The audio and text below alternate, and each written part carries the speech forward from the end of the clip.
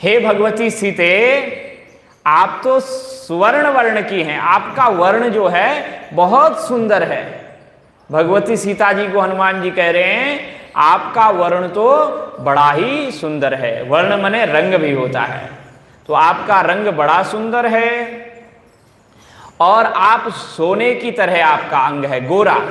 भगवती सीता गोरी हैं तो आप भी सुवर्ण जैसी हैं, आपका रंग, आपका वेशभूषा सब अच्छा है। और मैं ये सोने की अंगूठी लाया हूं, सुवर्ण की अंगूठी है और इसमें सुंदर वर्ण लिखे गए हैं। सुंदर, इस अंगूठी में वर्ण कहते हैं अक्षर को, तो इसमें सुंदर सुंदर वर्ण भी लिखे हैं। क्या वर्ण लिखे हैं? राम, राम लिखा हुआ है।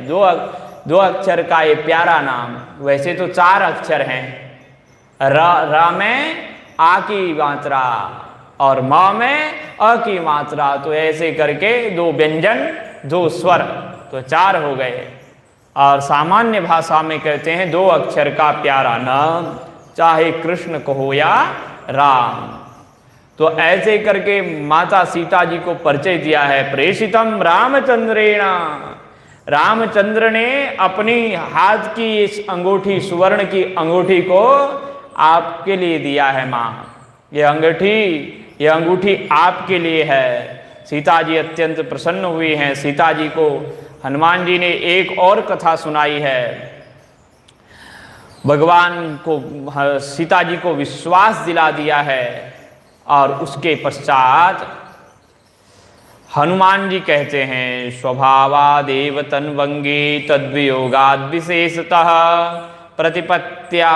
प्रतिपत् पाठशीलस्य विद्येव तनुतां गतः। तब भगवान से कहा, श्री हनुमान जी ने कहा भगवती सीता को। सीता जी ने पूछा राम जी कैसे हैं, मेरे पतिदेव कैसे हैं? भगवान श्री हनुमान कहते हैं बहुत दुखी हैं आपके वियोग में। इतने दुखी हैं कि जो आपकी अंगूठी यहाँ आती थी, वो अंगूठी अब भगवान के यहाँ आती है। इतने पतले हो गए हैं। जो उंगली में आने वाली अंगूठी थी, वो अंगूठी अब जो है कलाइयों में आती है। इतने पतले हो गए हैं। स्वभावादेव तन्वंगी तद्वियोगाद विशेषतः, वैसे तो उनका स्वभाव ही सुंदर है, उनका इतना सुंदर स्वभाव है, वो किसी को दुखी देख ही नहीं सकते, इसलिए आपका वियोग तो उनको बिल्कुल सहन नहीं हो रहा है। प्रतिपत् पाठशीलस्य विद्येय तनुतां गतः, वो बहुत दुर्लभ हो गए हैं। और जैसे दिन प्रतिदिन बढ़ते जाते हैं वो वैसे वैसे वो दुर्लभ होते हैं। कैसे दुर्बल हो गए हैं? तो बोले प्रतिपत् पाठशीलस्य विद्येव तनुतां गतः। जैसे प्रतिपदा को जो विद्यार्थी पढ़ता है तो उसकी विद्या जो है क्षीण हो जाती है, और नहीं पढ़ता है तो भी एक दिन नहीं पढ़े तो कुछ विस्मृत तो हो ही जाता है, और पढ़े तो उस दिन जो है व्याकरण आदि जो शास्त्र होते हैं ना, वेद आदि होता है, उसको प्रतिपदा को नहीं पढ़ना चाहिए, ऐसा विधान है शास्त्रों का।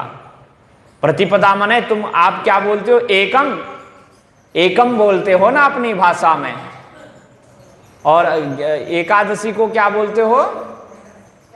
11 बोलते हो।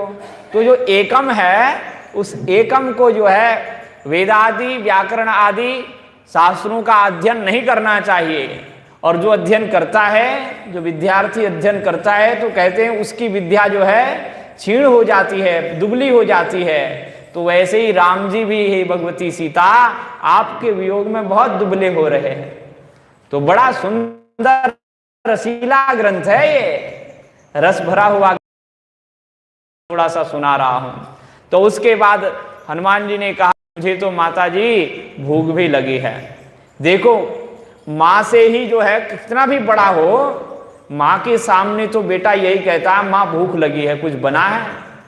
तो हनुमान जी माँ कहते थे, तो हनुमान जी को विश्वास भी दिलाना था कि देखो भगवती सीता जी को पूरा विश्वास होना चाहिए कि राम जी के यहाँ से मेरा कोई लाड़कारा आया है, तो उन्होंने मां शब्द जो है प्रयोग किया है।